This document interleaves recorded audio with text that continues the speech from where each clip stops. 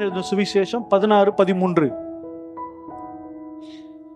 சத்திய ஆவியாகிய அவர் வரும்போது சகல சத்தியத்திற்குள்ளும் உங்களை நடத்துவார். அவர் தம்முடைய சுயமாய் பேசாமல் தாம் கேள்விப்பட்டவைகள் யாவையும் சொல்லி வரப்போகிற காரியங்களை உங்களுக்கு அறிவிப்பார். யாரு? சத்திய ஆவியானவர். இவர் பரிசுத்த ஆவியானவர், ஹோலி ஸ்பிரிட். பரிசுத்த ஆவியின் அபிஷேகத்தை பெற்றுக்கொள்ளணும்.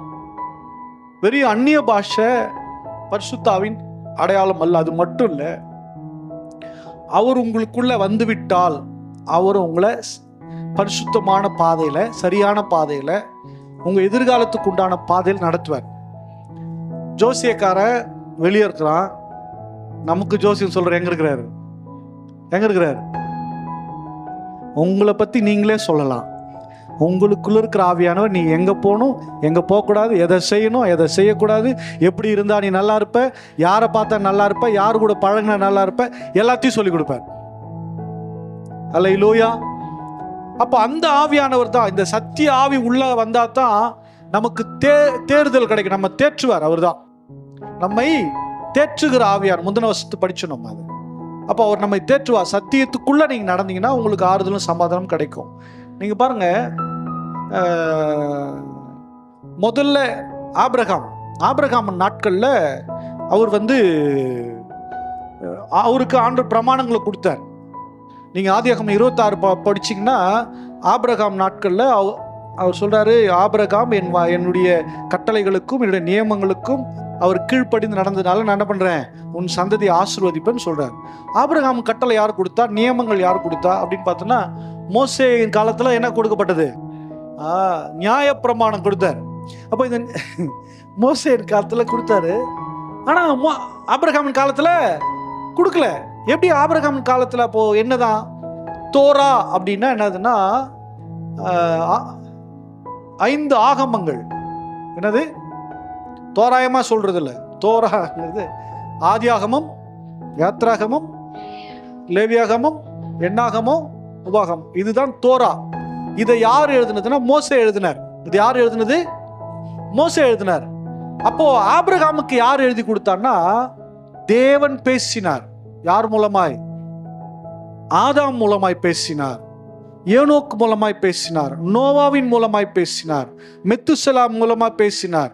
இதெல்லாம் கொடுத்ததை அவங்க அப்படியே சந்ததியா சொன்னாங்க.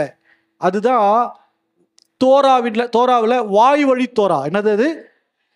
அப்படியே இப்போ எப்படி சொல்றாங்களே, இப்போ நம்ம ஊரில் ஒரு பழக்கம் இருக்கு. கீழே சிவப்பு வைப்பாங்க, வாசல் காலில் என்ன பண்ணுவாங்க, இங்கே ஒரு சிவப்பு, அங்கே ஒரு சிவப்பு, மேலே ஒரு சிவப்பு, வெள்ளை புள்ளி வைப்பாங்களா? எதுக்கு வைக்கிறேன்னு கேட்டா, எங்க அம்மா சொல்லிச்சு. யார் சொன்னாங்க? தெரியாது, ஆனா அவங்க வச்சிருக்கிறாங்க.